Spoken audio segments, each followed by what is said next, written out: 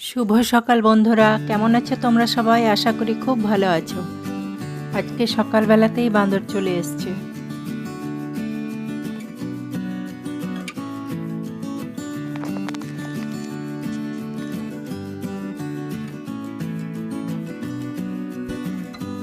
এখানে দেখছো এক বাটি চালের গুঁড়ি, এক বাটি সুজি, 2 চামচ বেসন, পরিমাণ মতো নুন ও ওই বাটির মাপ করে টক দই, সব কিছু একসঙ্গে জল দিয়ে গুলে নেব পাতলা করে।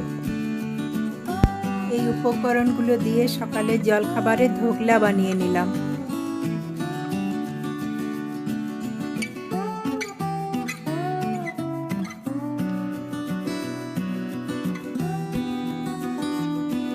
থালাতে একটু তেল লাগিয়ে নিলাম।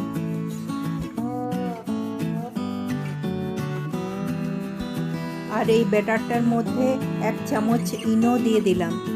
তারপর ওই থালাতে ঢেলে নেব।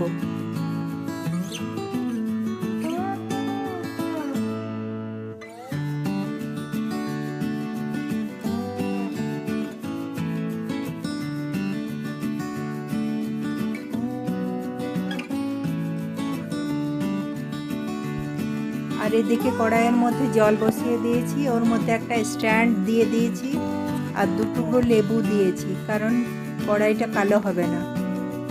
বেটারের থালাটাকে বসিয়ে ঢাকা দিয়ে দিলাম 20 মিনিটের জন্য।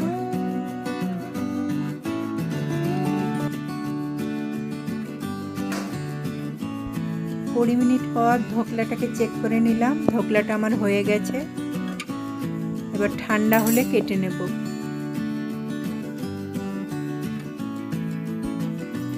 বরফি আকারে কেটে নিলাম, কারি পাতা ও সর্ষে ফোড়ন একটু দিয়ে দিলাম। খেতে অসাধারণ হয়েছিল।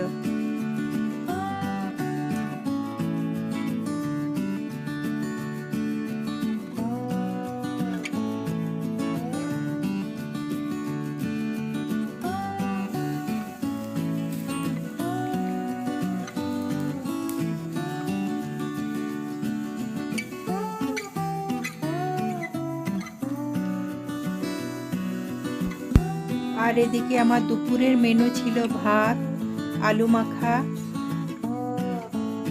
ওই কুমড়ো কচুর তরকারি, ঝিঙ্গে আলু সয়াবিনের তরকারি, মসুর ডাল ও মাছের টক, আর সাথে একটা লঙ্কা। এই ছিল আমার মেনু। আমার ভিডিওটি ভালো লাগলে একটা লাইক দিয়ে পাশে থেকো। আজকে এই পর্যন্তই, আবার দেখাচ্ছি নতুন একটা ভিডিওর সঙ্গে। ততক্ষণে টাটা, গুড নাইট।